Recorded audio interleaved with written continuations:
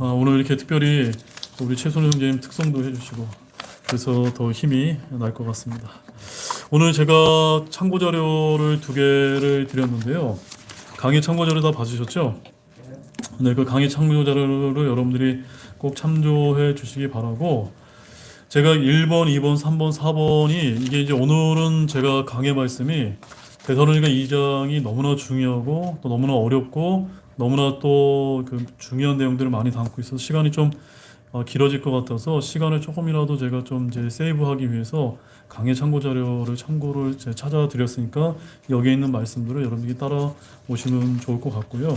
그 다음에 이제 다니엘의 71에 보십시오. 이거 모르시는 분들 잠깐 설명을 드리면, 다니엘서 9장 24절과 27절 말씀에 보게 되면 하나님께서 24절과 26절에 이제 71회를 이제 정해 주셨습니다. 그 중에서 69일회가 이미 지나갔고 그 69일회의 마지막이 예수님께서 십자가에서 달려 돌아가신 때 AD 30년이 바로 69일회가 다 끝난 겁니다. 그러면 마지막 한 일회가 남았잖아요. 그렇죠, 여러분? 그 일회가 언제입니까? 그 일회가 교회 시대 2000년이 지나고 나면, 교회 시대가 끝나고 나게 되면은 이제 7년 환란기, 그 7년 환란기가 마지막 남은 일회입니다. 왜냐하면 주님께서 내 백성과 내 거룩한 도시에게 71회를 정하셨나니 했을 때, 이 내 백성과 내 거룩한 도시가 어디입니까?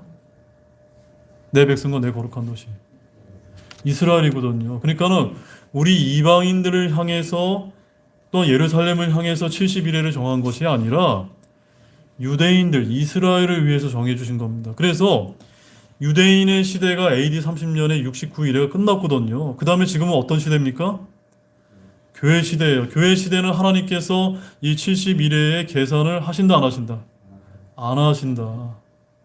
그래서 이제 교회 시대가 끝나게 되면은 주님께서 공중 재림하시면서 우리가 휴거되어서 교회가 들림받게 되죠. 그러면 그때부터 이제 마지막 일엔 7년 환란기가 시작됩니다. 그래서 우리가 7년 환란기, 7년 환란기, 그 7년 환란기가 왜 나오냐? 한 일회가 바로 7년이거든요. 네. 한 주, 일회가 원 윅입니다. 원 윅. 한 주. 근데 성경에 보게 되면, 민수기나 이런 데 가보게 되면 하루를 1년으로 환산한다라고 해서 마지막 7일, 마지막 7년 환란기가 여기서 이제 성경에서 나오게 되는 겁니다. 그래서 어떤 분들은 성경에 7년 환란기라는 용어가 없지 않느냐 이렇게 얘기를 하지만, 우리는 이 7년 환란기가 대단히 성경적인 그런 말씀이다라고 여러분들이 그렇게 이해하시면서 그림을 잘 참고하시기 바라고, 그 다음에 이제 7년에 3년 반 동안에는 적그리스도가 등장을 해서 유대인들과 평화조약을 맺어요. 유대인들을 속이고 평화조약을 맺은 다음에 그 한 일의 중간에 자신이 예루살렘의 한 성전의 하나님이라고 이제 자기가 불려지게 되면서부터, 그 다음에 이제 3년 반 동안, 42달 동안, 1260일 동안 엄청난 이제 큰 핍박이 이제 일어난 겁니다. 유대인들에게. 그때가 이제 성경에서는 대환란이다 라고, 이렇게 큰 환란이다 라고 부르는 때가 그 시작이 되는 것이, 이렇게 이제 여러분들이 이 도표를 여러분이 이제 머릿속에 담아 두시면서, 그러면 이제 오늘 데살로니가후서 강의 2장 1절에서 8절까지의 말씀을 좀 보겠습니다. 오늘 강의 내용은 좀 깁니다. 길지만 제가 도저히 끊을 수가 없습니다. 왜냐하면 8절까지 굉장히 긴 말씀을, 이게 너무나 중요한 말씀이기 때문에 한 구절 한 구절 여러분들이 아주 세밀하게 듣지 않으면 안 되는 너무나 중요한 내용이 담겨 있어서 조금 시간이 많이 오버되더라도 여러분이 차근차근 잘 들어주시기 바라겠습니다. 자, 데살로니가후서 2장 1절에서 8절까지 교독해서 읽도록 하겠습니다. 제가 먼저 1절 읽겠습니다. 형제들아, 우리 주 예수 그리스도의 오심과 우리가 그분께로 함께 모이는 것에 의거하여 이제 우리가 너희에게 간청하노니, 너희는 영원하다 말하고 미래에 없었다는 분이로나 그리스도의 날이 가까이 왔다고 이제만에 이르거나 불안하지 말라. 아무도 어떤 방법으로도 너희를 속이지 못하게 하라. 먼저 떨어져 나가는 일이 일어나고 저 죄의 사람 곧 멸망의 아들이 드러나지 아니하면 그날이 오지 아니하리라. 그는 대단자여 또 하나님이라 불리나 또 명제받는 모든 것들로 절대로 덮이는 자라서 하나님처럼 하나님의 영원한 아니라 내가 너희와 여전히 함께 있었을 때 이 일들을 너희에게 말한 것을 너희가 기억하지 못하느냐? 그가 그에게 드러나고 무엇이 존재하고 있는지 지금 너희가 알고 있느니 불법의 신비가 이미 일하고 있으나 다만 지금 막고 있는 이가 막되 길에서 옮겨질 때까지 막으리라. 그에게 사악한 자가 드러나시는데 이께서 자기 그림으로 그를 손을 씻고 신이 오실 때에 광주로 그를 하시리라. 아멘. 여기 8절 보게 되면 저 사악한 자가 있죠. 저 사악한 자가 누굽니까? 저 3절에 보게 되면은 죄의 사람, 멸망의 아들, 바로 이제 불법의 신비라고 불리는 적그리스도를 가리킵니다. 그래서 이 데살로니가후서 2장 1절에서 8절은 우리가 이 마지막 시에 대해 반드시 공부해야 되고 반드시 알아둬야 돼 너무너무나 중요한 그런 교리적인 말씀이다 라고 여러분 이제 이해하시면 좋겠습니다. 그래서 이 데살로니가후서 2장은 강의하기가 너무나 쉽지 않은 굉장히 어려운 장입니다. 그래서 본장은 당시 믿음 생활 가운데 가장 혼란스러운 문제였던 그리스도의 재림과 관련하여 데살로니가 성도들의 오해를 시정하고 그들에게 재림의 징조와 심판에 대해 올바른 시각을 가르치도록 하는 그런 내용으로 이제 일관되어 있다는 점입니다. 사실 신구약 성경 전체를 망라해서 오늘 우리가 보는 이 2장만큼 그리스도의 지상 재림 전에 있게 될 적그리스도의 활동에 대해서 상세하게 다룬 말씀이 없다는 것을 여러분들이 기억하시기 바랍니다. 그만큼 이 장은 이 마지막 때에 있을 7년 환란기와 적그리스도의 활동에서 매우 중요한 내용을 담고 있습니다. 그래서 저는 오늘 이 데살로니가 후서 강의 네 번째 시간으로 말씀 제목은 저 사악한 자가 드러날 터인데 주께서 그를 소멸시키시고 멸하시리라라고 하는 이런 제목을 가지고 여러분에게 말씀을 좀 전해드리도록 하겠습니다. 제가 저 사악한 자가 누구라고 말씀드렸습니까? 적그리스도요. 또 이 적그리스도는 사탄 마귀의 화신입니다. 그래서 그가 드러나긴 드러나게 될 텐데 우리 주 예수님께서 지상재림하셔서 그를 소멸시키고 그를 멸하신다. 이것은 정해진 플랜이다. 얼마나 감사한 말씀이지 않을 수가 없습니다. 우리가 이것을 믿으면서 오늘 말씀을 들어주시기 바라고, 자, 오늘 말씀이 굉장히 제가 어려운 교리의 말씀이라고 제가 여러분에게 강조를 드렸기 때문에 오늘 말씀은 매우 신중에 신중을 기해서 차근차근 여러분에게 좀 말씀을 전하고자 하니까 여러분 잘 들어주시기 바라겠습니다. 자, 그럼 본문을 한 구절씩 보겠습니다. 1절 말씀을 다시 한번 보겠습니다. 형제들아, 우리 주 예수 그리스도의 오심과 우리가 그분께로 함께 모이는 것에 의거하여 이제 우리가 너희에게 간청하노니. 자, 여기서 가장 핵심이 되는 것은 형제들아라는 말씀으로 시작하고 있다는 겁니다. 사도 바울은 지금 아주 간절한 마음으로, 아주 애틋한 마음으로 지금 형제들을 부르고 있습니다. 왜 그럴까요? 지금 그 자기가 이제 한 달 정도밖에 가르치지 못했던 이 데살로니가 교회 성도들이 그리스도의 날이 가까웠다고 하는 이런 잘못된 가르침으로 말미암아 마음이 흔들리고 매우 불안한 상태에 있었기 때문이라는 점입니다. 그래서 바울은 데살로니가 성도들의 형제들아라고 부르면서 아주 애정 깊은 호칭을 쓰고 있습니다. 이 호칭은 데살로니가 전후서에만 약 한 20호 정도나 발견되는 그런 호칭입니다. 이것은 바울과 데살로니가 성도들 사이에 영적 유대가 매우 깊었음을 보여줍니다. 그리고 데살로니가 성도들에 대하여 책망하는 말을 하든 격려하는 말을 하든 바울은 그들에게 자신의 권위를 내세우지 않고 주님 안에서 당신도 형제요 나도 형제요라고 이런 대등한 형제로서 말하면서 각인시키기 위해서 정말 형제들아라고 하는 이런 표현을 연이어서 쓰고 있다는 점입니다. 참으로 귀한 호칭이 아닐 수가 없습니다. 이렇게 바울은 형제들에게 간청하며 말씀을 전개하고 있습니다. 사울은 자신의 편지에 무려 20번이나 오늘 보는 이 말씀처럼 내가 너희에게 간청하노니라는 이런 표현을 쓰고 있습니다. 너무나 많이 내가 너희에게 간청하노니라는 이런 이 표현을 많이 이제 바울 서신서에 이제 쓰고 있는데, 특별히 사도 바울이 더 애절하고 더 강하게 간청을 했을 때는 로마서 12장 1절 말씀에서는 내가 하나님의 긍휼을 힘입어 너희에게 간청하노니라고 이렇게 표현할 때가 있고, 그 다음에 로마서 15장 30절에서는 이제 내가 주 예수 그리스도로 인해 성령의 사랑으로 인해 너희에게 간청하노니라고 이렇게 이제 표현할 때가 있었습니다. 아무튼 간청한다는 것은 무엇을 뜻하는 겁니까? 내가 너희들에게 부탁한다라고 하는 이런 뜻을 담고 있습니다. 그래서 오늘 본문은 일상적인 표현의 간청이 아니라 어떤 면에서 매우 독특한 의미를 담고 있다는 것을 여러분들이 간파를 하셔야만 됩니다.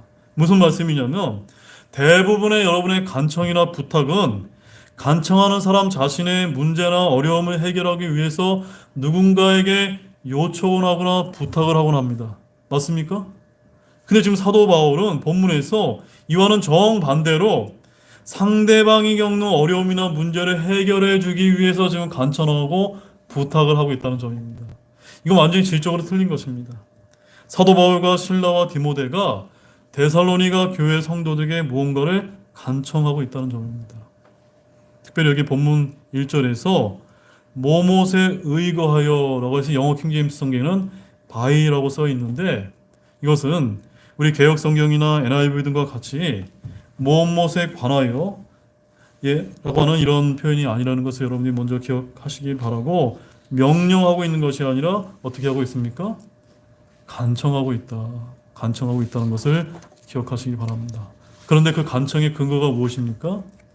간청의 근거는 1절에서 보는 것처럼 우리 주 예수 그리스도의 오심과 우리가 그분께로 함께 모이는 것이라는 점입니다.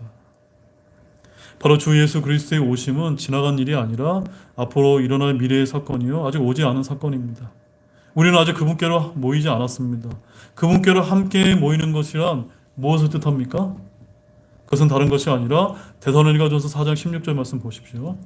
데살로니가전서 4장 16절 말씀을 보게 되면 거기에 이제 그분께로 함께 모이는 것이 무엇인지를 알려주고 있습니다.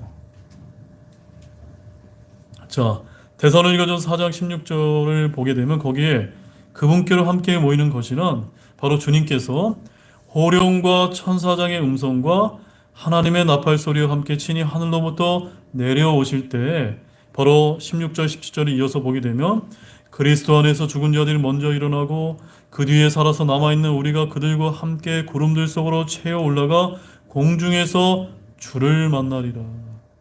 어떤 때인지 아시겠죠? 바로 그때는 휴거의 때이자 그리스도의 공중강림의 때를 가리키는 것입니다.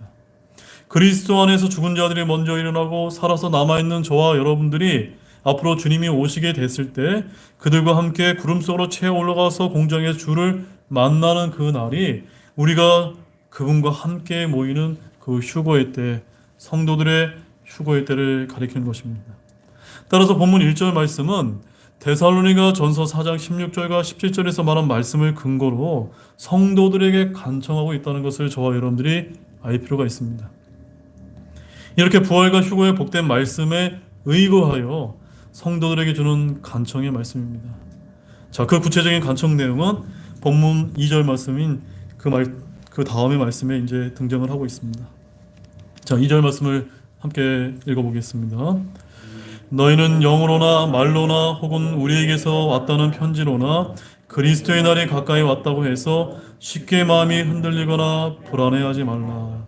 자, 앞서 우리가 그분께로 함께 모이는 것이 언제라고 말씀드렸죠? 주님께서 공중강림하셨을 때 우리가 하늘로 들림받는 휴거의 때라고 말씀드렸죠. 바로 그날이 무슨 날입니까? 그날이 그리스도의 날이다 라고 성경이 성경으로 좀 우리에게 알려주고 있습니다. 바울은 그리스도의 날이 가까이 이르렀다 해서 쉽게 마음이 흔들리거나 불안해하지 말라고 간청했습니다. 여러분 제가 여러분이 질문 드리겠습니다. 주님께서 지금 내일이 되든 내일 모레가 되든 얼마 안 남은 시각에 정말 저와 여러분을 하늘로 들림받기 위해서 그리스도의 날로서 우리에게 다가오신다면 우리 마음은 불안해해야 되는 것이 맞습니까? 틀립니까? 틀리죠. 그건 우리의 복된 소망이죠. 그런데 이들이 이 말씀을 오해해서 좀 불안을 했다는 것입니다. 이는 당시 데살로니가 교회 성도들은 그리스도의 날이 가까이 이르렀다는 임박한 재림의 교리로 인해서 마음이 흔들리고 불안해하고 있었기 때문입니다. 자, 사랑하는 여러분, 참된 진리는 또한 올바른 교리는 듣고 믿는 자에게 진정한 자유를 주고 그것으로 인해 말씀 안에서 화평과 기쁨을 누리게 되어 있습니다. 아멘이십니까? 요한복음 8장 32절에 이런 말씀이 있습니다. 또 너희가 진리를 알리니 진리가 너희를 자유롭게 하리라. 아멘이세요? 진리는, 참된 진리는 저와 여러분들에게 자유를 주는 것이고, 그러나 참된 진리가 아닌 거짓과 오류와 오해와 불신은 우리에게 두려움과 불안과 근심을 가져다 주는 것입니다. 이 데살로니가 교회에 퍼진 이 재림의 진리는 1990년대를 강타한 바 있던 다미성교회 같은 시한부 종말론이었습니다. 거짓을 퍼뜨리는 이들의 수단은 총 세 가지가 있었는데 무엇이었습니까? 그것은 영과 말과 편지였습니다. 자, 영으로나는 뭘 뜻하는 것일까요? 참고 자료 첫 번째를 보시죠. 영으로는 뭘 뜻합니까? 바로 성령의 은사를 받았다는 사람들이나 예언의 영을 가진 사람들이다라는 이런 것을 이야기합니다. 오늘날도 이런 사람이 있습니까? 없습니까? 많습니다. 한국 교회는 얼마나 많은지 모르는데 우리 기도하나 한번 가보십시오. 예언하는 사람들, 성령의 은사를 받았다는 사람 얼마나 많습니까? 결코 속임당하시면 안 됩니다. 두 번째는요, 말로나. 어떤 것이죠? 내가 천사의 음성을 들었다, 영적인 음성을 들었다, 어떤 유명한 어떤 사람의 말로 내가 하나님의 음성을 들었다라고 하는 것들, 이런 것들은 지금 이 은혜의 시대, 교회 시대에는 성경이 완성됨으로 인해서 그것이 그쳤다는 것을 여러분 아셔야 됩니다. 그것은 다 거짓말인 것입니다. 그 다음에 세 번째로는 우리에게서 왔다는 편지로나. 이것은 뭘 뜻할까요? 이것은 그 당시의 말로 의하면 사도 바울이 지금 데살로니가 교회를 향해서 서신을 쓰고 있는데 누군가 가짜로 이제 서신을 썼다는 겁니다. 위조된 서신입니다. 자, 이것은 고린도 후서 2장 17절 말씀에 뭐라고 말씀합니까? 같이 한번 읽어보실까요? 우리는 하나님의 말씀을 부패시키는 많은 사람들 같이 아니하고 도리어 순전함에서 난 자같이 하나님에게서 난 자같이 하나님의 눈앞에서 그리스도 안에서 말하노라. 그러니까 예나 지금이나 언제나 어떤 사람이 있다는 겁니까?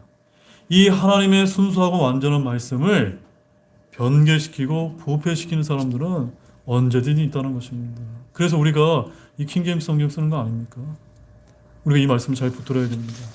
자, 이절에서의 어려움은 무엇이냐면 잘 들으십시오. 이 그리스도의 날, 2절에서 말씀하는 이 그리스도의 날과 주의 날을 구분하지 못한 데에서 온다는 점입니다. 제가 이제 이 시간부터는 그리스도의 날이 무엇이고 주의 날이 이제 무엇인지를 이제 설명을 드리게 되는데, 그리스도의 날은 제가 뭐라고 설명드릴지 간단하게, 우리가 주님께서 공중 강림할 때 우리가 하늘로 들림받는 날이라고 해요. 휴거의 날입니다. 기쁨의 날입니다. 소망의 날입니다. 근데 주의 날은 어떤 날입니까? 간단하게 얘기하면요, 우리가 다 교회가 들림받고 나게 되면 이 땅에서 7년 환란기가 이제 펼쳐지는 그 심판의 날, 이 땅에서 이루어지는 그 심판의 날을 성경에서는 주의 날로 이제 표현하고 있는 것입니다. 그러니까 지금 이 데살로니가 교회 성도들이 이 그리스도의 날이 가까이 왔다는 이런 임박한 재림의 말로 인해서 왜 두려워했습니까? 그것이 우리에게 복된 소망이 되어야 되는데 내가 7년 환란기에 들어가는 날로 주의 날로 오해했기 때문에 이것을 전혀 구분하지 못했기 때문에 불안해하고 떨고 있었다는 점입니다. 자, 두 번째 참고자를 보십시오. 먼저 여기서 그리스도의 날이란 무엇이라고 정의하고 있습니까? 그것은 그리스도 안에서 잠든 자들의 부활과 휴거와 연관된 날입니다. 우리가 방금 전에 데살로니가전서 4장에서 이제 읽은 바 있습니다.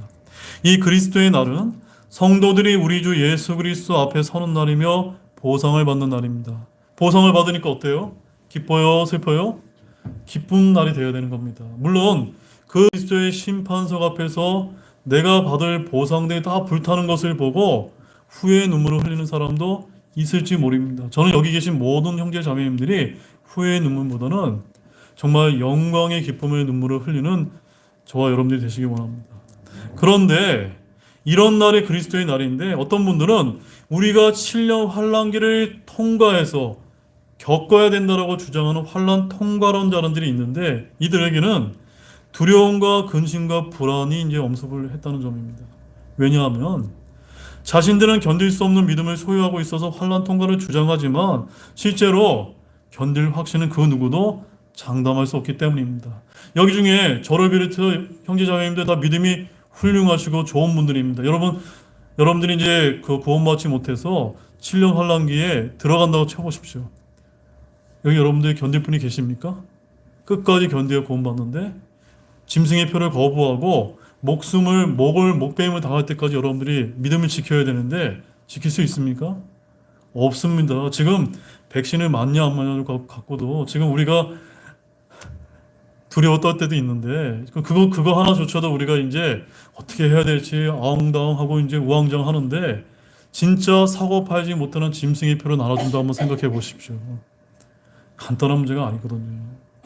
그래서 환란 통과를 주장하는 분들은 정말 몰라도 정말 크게 모르는 것입니다. 자, 그렇다면 사람들이 많이 오해하는 주의 날은 또 어떤 날을 가리킬까요? 주의 날은 영어로 The Day of the Lord라고 하는 날입니다. 교리적으로 이 땅에 있을 7년 환란기와 심판의 날과 주 예수님의 지상재림의 날이며 또한 천년왕국 이후의 날을 모두 포함하는 날입니다. 모두 이 땅과 관련이 되어 있다는 점입니다. 자, 참고자료 세 번째로 확인하면서 우리 A번 한번 같이 한번 사도행전 2장 20절 말씀을 계속 읽어보겠습니다. 저 크고 조목할 만한 주의 날이 오기 전에 해가 변하여 어둠이 되고 달이 변하여 피가 될 것이나. 여기 주의 날이 보이십니까? 이 날이 어떤 날입니까? 진료 환란기와 심판의 날이라는 겁니다. 그리스도의 날이 아니에요. 그 다음에 B번호 읽어보십시오. 데살로니가전서 5장 2절입니다. 주의 날이 밤에 도둑같이 그렇게 오는 줄을 너희 자신이 완전히 아느니라. 이것도 우리 그리스도께서 공중강림하는 날이 아니라 어떤 날입니까? 주 예수님의 지상재림의 날입니다. 이 땅에 내려오시는 날입니다. 저와 여러분들이 함께 내려오는 날입니다. C번입니다. 우리 베드로후서 3장 10절. 그러나 주의 날이 밤에 도둑같이 오리니 그날에 하늘들이 큰 소리와 함께 사라지고 원수들이 뜨거운 열에 녹으며 땅과 그 안에 있는 일들도 불태워지리라. 자, 이것은 이제 저를 잠깐 봐주십시오. 주의 날은 첫 번째 7년 환란기를 포함하는 날입니다. 그 다음에 주님께서 지상재림하는 날입니다. 그 다음에 어떤 날이 펼쳐집니까?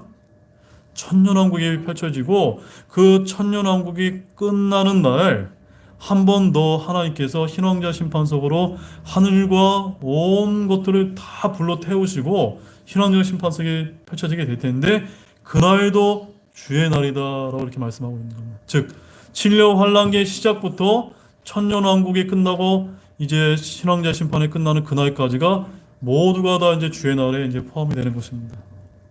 아시겠죠? 그래서 이제 그리스도의 날과 이제 주의 날이 정확하게 구분이 되셨습니까? 자, 본문 3절 말씀 보십시오.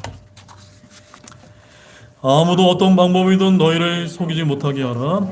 먼저 떨어져 나가는 일이 일어나고 저 죄의 사람 곧 멸망의 아들이 드러나지 아니하면 그날이 오지 아니하리라. 자, 여기서부터 이제 문제가 생깁니다.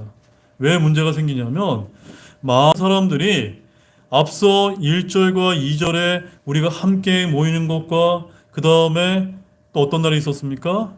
우리의 복된 휴거와 부활의 날인 그리스도의 날이 바로 3절의 그날이다라고 이렇게 매칭을 시켜버리는 겁니다. 그럼 어떤 문제가 생기게 됩니까? 어떤 문제가 생기죠? 그러면 우리가 환란을 통과해야 되는 것이 아닌가라고 이렇게 오해한다는 것입니다. 그 말씀은 그 말씀이 아닙니다.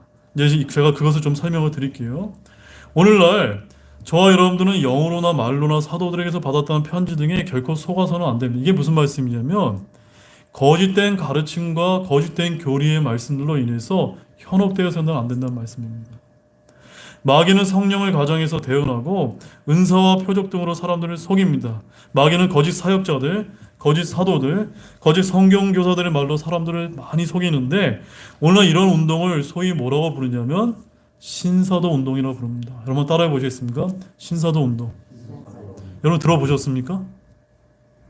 뭐 여러분 어렵게 생각할 필요 없습니다. 내가 사도다라고 얘기하면 그것이 어떤 운동입니까? 그게 신사도 운동입니다. 사도가 지금 이 시대에 있습니까? 없습니까? 없습니다. 없음에도 불구하고 내가 사도다, 내가 대언자다라고 얘기하게 되면 벌써 여러분들 딱 의심의 눈초리를 가지고 있으면서 아, 저게 신사도 운동이구나. 아까 제가 말씀드렸죠. 뭐 새로운 신 이런 거 들어가면 여러분 일단 틀렸다라고 생각하시면 된다는 점입니다. 우리는 이것을 매우 경계해야 됩니다. 마귀는 거짓 서신, 즉 오늘날로 말하면 변개된 말씀으로 사람들을 속입니다. 2절에 뭐라고 얘기하고 있습니까? 아무도 어떤 방법으로든 너희를 어떻게 하라고요? 속이지 못하게 하라. 속이지 못하게 하라. 이 말씀은 우리가 속지 않도록 깨어 있어야 된다는 그런 말씀입니다. 왜 우리가 깨어 있을 수가 있습니까? 우리에게는요, 너무나 확실한 대언의 말씀, 약속의 말씀이 우리 손에 들려있기 때문에 우리는 이것을 부지런히 연구하고 읽고 우리 것으로 이제 소화를 해내야 되는 것입니다. 자, 이제 마지막 네 번째 참고자료 한번 보십시오. 성경은 그러면 본문 3절에서 말씀하고 있는 이 그날, 영어로는 that day가 언제 오는지에 대해서 이제 밝히고 있습니다. 자, 그날은 바로 본문 2절에서의 그리스도의 날을 받는 대명사가 아니라 성경이 지정하는 어떤 날을 이제 가리키는 말씀입니다. 자, 성경이 말하는 그날은 그럼 언제일까요? 자, 첫 번째 마태복음 7장 22절 말씀을 같이 보겠습니다. 그날에 많은 사람들이 내게 이르기를 주여 주여 우리가 주의 이름으로 대언하지 아니하였나이까 주의 이름으로 마귀들을 내쫓지 아니하였나이까 주의 이름으로 많은 놀라운 일들을 행하지 아니하였나이까 하리니. 자, 마태복음의 주 수신 대상은 누굽니까? 우리 이방인들이 아니라 유대인이라는 걸 여러분들이 기억하시면 이 마태복음 7장 22절은 보편적인 대부분의 한국교회에서 이야기하는 것처럼 주여 주여 하면 부른다고 내가 천국에 들어가지 않는 그것을 얘기하는 것이 아니라 앞으로 7년 환란기가 펼쳐지게 되면은 이제 유대인들을 극심하게 이제 핍박을 하게 되고 그 다음에 이제 마지막 그 7년 환란기 끝에 주님께서 이제 오시게 될 때 수많은 유대인들이 내가 주님을 부르지 않았습니까? 라고 했을 때 주님께서 나는 너희들을 모른다 라고 하는 그런 일이 이제 발생한다는 겁니다. 그래서 바로 이것은 언제를 가리키는 겁니까? 심판의 날을 가리키는 것입니다. 그 다음에 마태복음 26장 29절 말씀 보십시오. 그러나 내가 너희에게 이르노니 내가 이 포도나무 열매에서 난 것을 이제부터 내 아버지 왕국에서 너희와 함께 새롭게 마시는 그날까지 마시지 아니하리라. 바로 언제를 가리킵니까? 아버지의 왕국이 임하는 날입니다. 언제입니까? 천년왕국이 임하는 날입니다. 그 다음에 누가복음 17장 31절 말씀에 보게 되면 28절 말씀에서 롯의 날들도 그와 같으니 라고 이렇게 표현하고 있는 것을 보시면서 31절 말씀 읽어보십시오. 그날에 지붕 위에 있는 자는 자기 물건이 집에 있어도 그것을 가지러 내려가지 말 것이요 들에 있는 자도 그와 같이 되돌아가지 말 것이니라. 바로 이 날은 롯의 날들로서 7년 환란기의 날들을 가리키는 것입니다. 제가 지금 그날이 언제를 계속 정의하고 있습니다. 그 다음에 디모데후서 4장 8절 말씀 보십시오. 이후로는 나를 위해 의의 왕관이 예비되어 있나니 주 곧 의로우신 심판자께서 그날에 그것을 내게 주실 것이요 내게만 아니라 그분의 나타나심을 사랑하는 모든 자들에게도 주시리라. 바로 이것만 저와 여러분에게 관련이 있는 날입니다. 언제를 가리킵니까? 저와 여러분들이 예수님의 공중강림 때 들림받아서 그 그리스도의 심판석에서 보상의 심판을 받고 주님으로부터 왕관을 받는 날입니다. 바로 그날이라고 소개하고 있습니다. 그 다음에 이제 데살로니가전서 5장 2절에서 4절 말씀도 같이 한번 읽어보겠습니다. 주의 날이 밤에 도둑같이 그렇게 오는 줄을 너희 자신이 완전히 아느니라. 그들이 평안하다 안전하다 하고 말할 때에 아이벤 여자에게 해산의 고통이 닥치는 것 같이 갑작스러운 파멸이 그들에게 닥치나니 그들이 피하지 못하리라. 그러나 형제들아 너희는 어둠 속에 있지 아니하므로 그날이 도둑같이 너희를 덮치지 못하리라. 어떤 날입니까?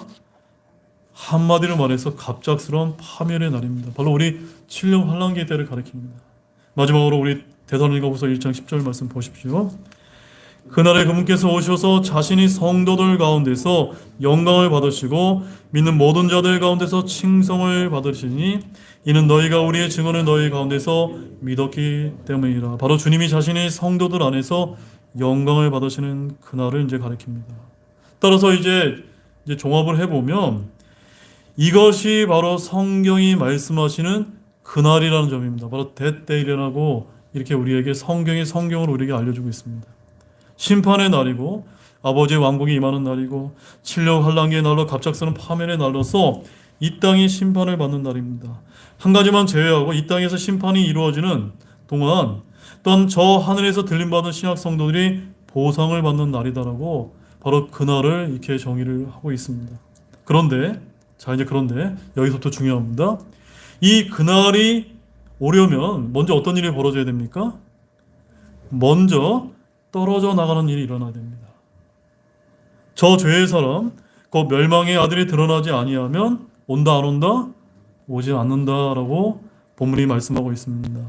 이 땅에서 배교하는 일이 먼저 있고 그날의 적그리스도인 죄의 사람 멸망의 아들로 이 땅에 자신을 드러낸다는 점입니다. 그래서 그날은 적그리스도의 출현과 더불어 이 땅에서 시작이 되는데 이때 7년 동안 이 땅에서 환란기가 시작되는 날입니다.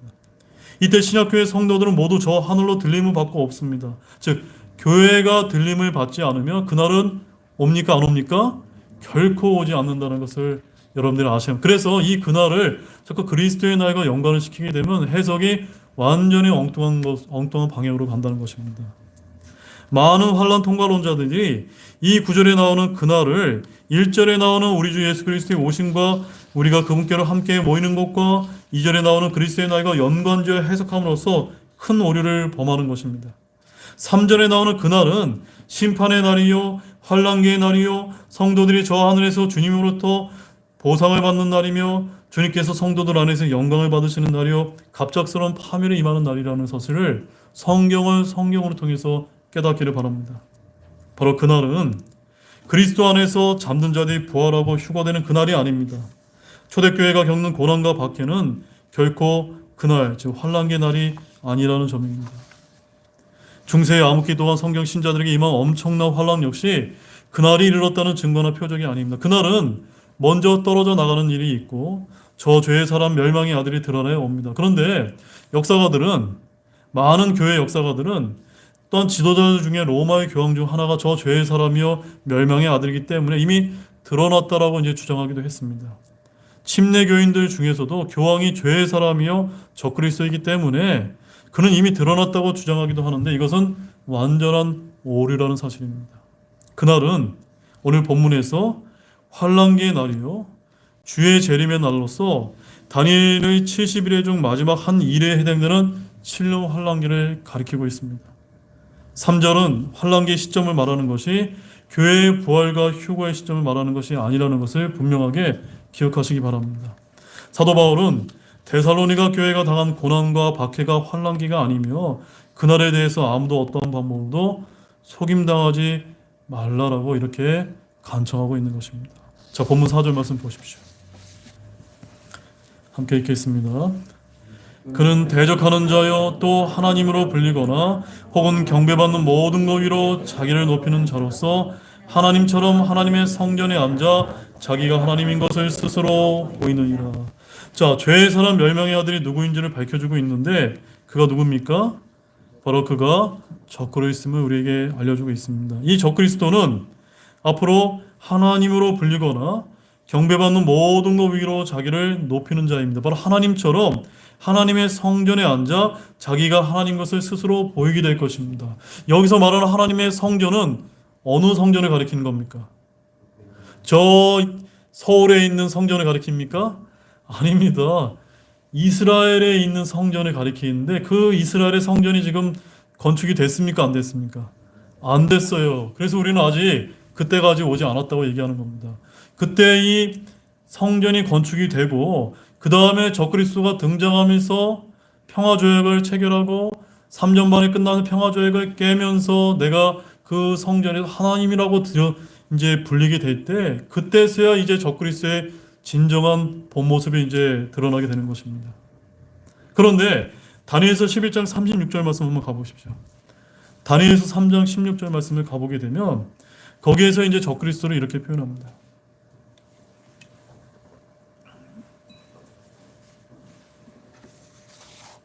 다니엘서 11장 36절입니다.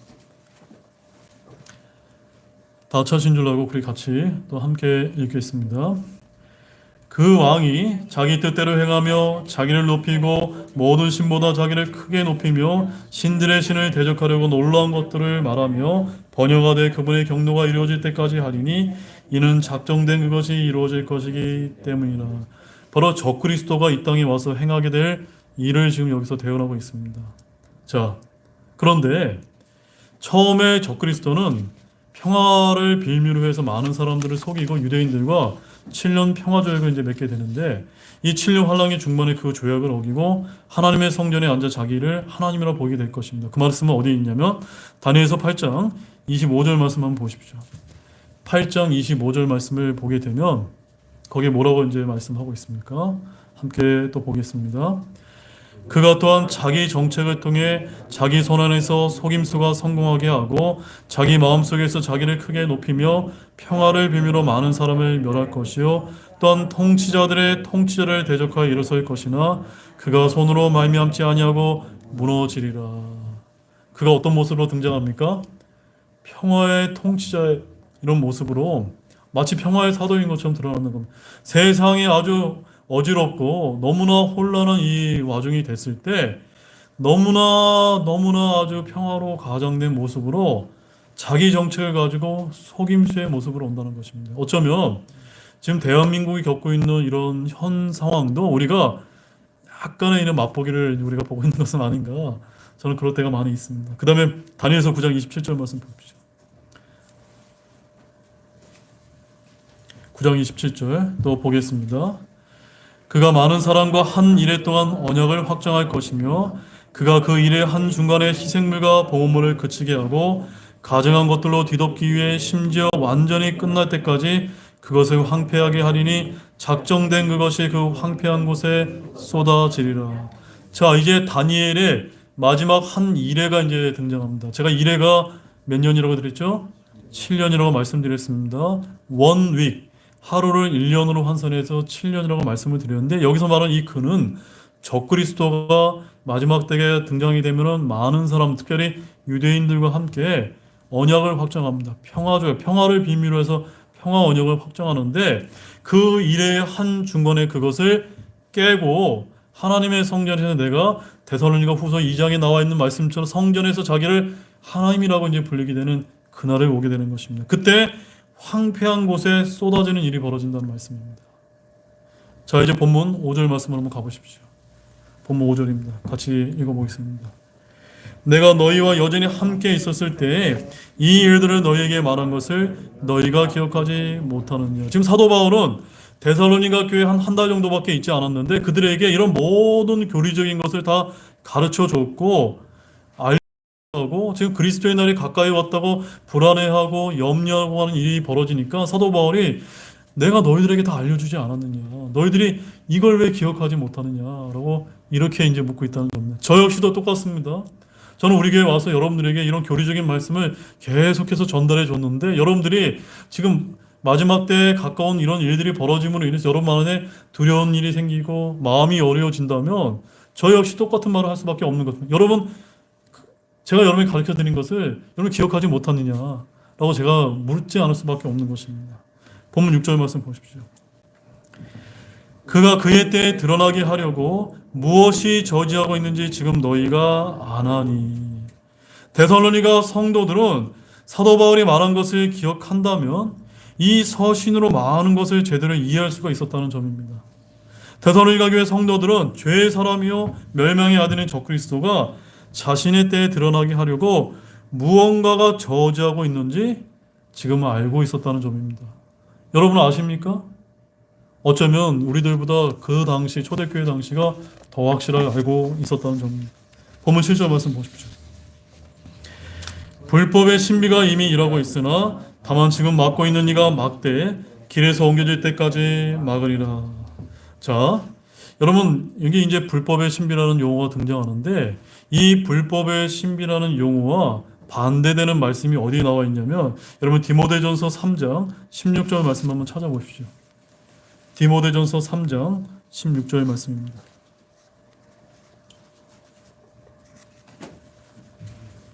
디모데전서 3장 16절 말씀을 보시면 거기 이제 앞부분에 이제 이렇게 표현을 하고 있습니다. 논쟁의 여지가 없이 하나님의 성품의 신비는 위대하도다.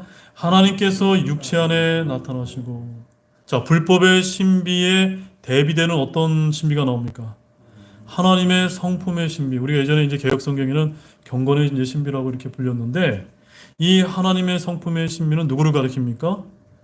우리 주 예수 그리스도를 가리킵니다. 바로 예수님이 바로 육체 안에서 바로 우리 인간의 몸을 입고 나타나신 것을 뭐라고 지금 표현하고 있습니까? 하나님의 성품의 신비다 라고 이제 표현하고 있습니다. 자, 그러면 반대로 불법의 신비는 누구를 가리킵니까? 적그리스도를 가리킵니다. 뭐가 떠오르는 것이 없습니까? 하나님의 성품의 신비가 하나님께서 우리 인간의 몸과 같은 육체 안에 나타나는 것이라면 불법의 신비인 사탄 마귀가 예수님처럼 예수님을 모방해서 한 아들처럼 인간의 몸의 형태로 마지막 때에 오는 것을 이제 뭐라고 표현하는 겁니까? 불법의 신비다라고 이렇게 이제 모방하고 있다는 점입니다. 바로 적그리스도 자신도 예수님처럼 인간의 몸을 입고 나타난다는 놀라운 신비를 지금 담고 있는 말씀입니다. 지금 이 마지막 시대에 누가 적그리스도가 될지 예의주시라며 연구를 하시되 교회 시대에 우리 성도들은 그가 누군지 현재로서는 알 수 있을까요? 없을까요? 없습니다. 저는 솔직히 우리는 알기가 쉽지 않다. 왜냐하면 우리는 칠령 환란기에 들어가지 않기 때문에 칠령 환란기가 시작이 되면 우리는 하늘로 올라가게 되고 그때부터 이제 적그리스도가 등장하기 위해서 활동을 하기 때문에 우리는 알래야 알 수가 없습니다. 자, 그런데 다음 말씀을 한번 잘 들어보시죠. 불법의 신비는 지금 이 땅에서 어떻게 하고 있다고 말씀하고 있죠? 일하고 있다. 지금 일하고 있다고 표현하고 있습니다. 이게 무슨 말입니까? 불법의 신비는 바울의 당대나 사도 요한이 일하던 때 활동을 하고 있었습니다. 적그리스도는 한 명이지만 적그리스도들은 많이 있었다는 점입니다. 불법의 신비는 죄의 사람이나 멸망의 아들이 아닐 수 있다는 점입니다. 불법의 신비는 로마의 황제들이나 교황들의 모양으로 이 땅에서 활동을 했습니다. 지금도 불법의 신비는 종교계나 과학계나 정치계나 사회현상 등 각종 다양한 형태로 이 땅에서 활동을 해왔다는 점입니다. 그러나 불법의 신비는 한 사람으로서 이 땅에 드러나지 않았을 뿐이지 그는 부지런히 일해왔다는 점입니다. 하나님께서 지금까지 일하시는 것처럼 사탄 역시도 울부짖는 사자처럼 삼킬자를 찾아 부지런히 일하고 계십니다. 공중 공세 잡은 자의 영이 불순종의 아들들 가운데서 활동하고 불법의 신비가 이미 일하고 있다는 사실에 대해 성경이 증언하는 바여 의심할 바 여지가 없다는 점입니다. 지금 활동하는 불법의 신비는 잘 들으십시오. 불법의 신비는 자신의 때가 오게 되면은 멸망의 아들이요 죄의 사람으로서 자기 자신을 본격적으로 드러내게 될 것입니다. 이 자가 바로 누굽니까? 그 자가 오늘 본문에 이야기하는 멸망의 아들 죄의 사람인 진짜 적그리스도인 것입니다. 자, 그런데 6절과 7절에 따르면 그가 바로 적그리스도가 자신의 때, 즉 환란기 때에 드러나도록 저지하고 막고 있는 이가 있다고 말하고 있습니다. 막는 이가 누구일까요? 막는 이가 무엇일까요? 대부분의 이제 근본주의 침례교회에서 이것이 이제 성령이다라고 이렇게 이야기합니다. 저도 예전에 이제 그렇게 이제 믿어왔고 그것이 가장 타당하다고 이제 생각됩니다. 그런데 또 어떤 훌륭한 목사님들은 정반대로 그가 사탄이다라고 이렇게 주장하시는 분도 있고 또 어떤 분은 특별히 이제 제임스 낙스 목사님 같은 분들은 교회다라고 이렇게 말하는 분도 있습니다. 그래서 우리 독립침례교회 내에도 성령이다, 사탄이다, 교회다라고 이렇게 굉장히 제각각 이제 이야기하는데 이 대명사로 표현되는 이 희가 누구인지 아주 논란과 논쟁이 굉장히 많이 있습니다. 저는 여기서 막는 이가 누구라고 저는 단정짓지 않겠습니다. 앞서 제가 이제 말씀을 드리는 것처럼 내노라는 독립침례교회 목사님들의 견해가 제각각이기 때문에 여러분들에게 이제 맡기면서 어찌 되었건 간에 사탄은 이 땅에서 지금 활동하는 불법의 신비들을 자신의 때까지 붙들어두고 있다는 점입니다. 그러나 때가 되면 자기 자신의 모습을, 자신의 정체를 드러내 보일 것입니다. 이 시대의 교회는 불법의 신비들이 활동하는 것을 대적하고 있습니다. 우리의 싸움은 영적 싸움입니다. 교회가 이 땅에서 옮겨지면 멸망의 아들 죄의 사람이 이 땅에 성경이 기록된 그대로 자신을 드러냅니다. 사탄은 이 땅에서 교회가 옮겨지기 전까지 불법의 신비로 활동하다가 자신의 이제 때가 오게 되면 적그리스도로 이 땅에 등장을 한다는 사실을 오늘 말씀을 통해 여러분 확신을 가지시기 바랍니다. 자, 이제 마지막 8절 말씀을 보겠습니다. 그 뒤에 저 사악한 자가 드러날 터인데 주께서 자신의 입의 영으로 그를 소멸시키고 친히 오실 때의 광채로 그를 멸하시리라. 자, 이제 마지막 말씀입니다. 저 사악한 자, 이 적그리스도의 출현은 성경 곳곳에서 예언한 그대로라는 점입니다. 요한계시록 13장에서 이 적그리스도는 13장에서 짐승이다라고 이렇게 표현합니다. 지금 불법의 신비는 활동하고 있지만 저 사악한 자가 드러났습니까? 안 드러났습니까? 아직은 드러나지 않았습니다. 저 사악한 자는 맡고 있는 이가 길에서 옮겨진 후에 자기 자신을 드러내게 될 것입니다. 이 땅에 교회가 길에서 옮겨지게 되면 저 사악한 자는 공개적으로 활동하며 자기 자신을 하나님처럼 이제 보이게 될 것입니다. 그러나 이 적그리스도의 통치와 권세와 힘은 영원하지 않다는 점입니다. 그의 활동은 겨우 우리가 아까 제가 나눠준 표에 보게 되면은 42개월 후 3년 반에 해당될 뿐이라는 점입니다. 결국 우리 주님께서 그를 어떻게 소멸시키십니까? 자신의 입의 영으로 지상 강림하시면서 자신의 입으로 영으로 소멸시키게 될 것입니다. 그분의 입에서 불이 나오게 될 것입니다. 자, 시편 18편 8절 말씀을 마지막으로 한번 보겠습니다. 시편 18편 8절 말씀입니다.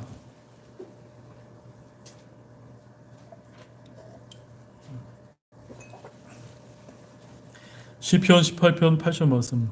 여러분들이 이제 시편 말씀을 보면서 시편이 그저 구약에 있었던 말씀이다라고 여러분들이 이렇게 읽으시면 안 됩니다. 곳곳에 앞으로 이루어질 미래 대언의 말씀, 예언의 말씀이 이제 담겨져 있다. 그 말씀 중에 하나가 이제 시편 18편 8절입니다. 같이 읽겠습니다.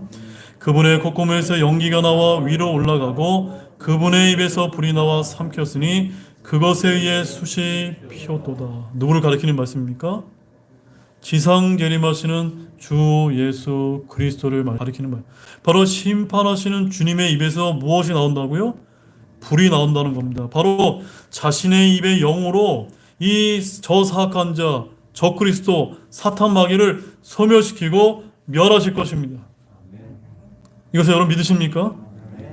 이것을 믿으시기 바랍니다. 자, 이제 결론을 맺겠습니다.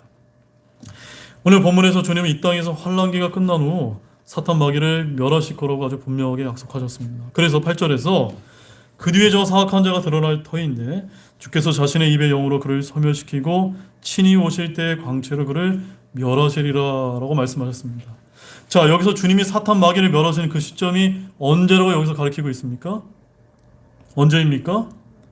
그 뒤에라고 표현하고 있고 주께서 친히 오실 때라고 말씀하고 있습니다. 그날이 언제입니까?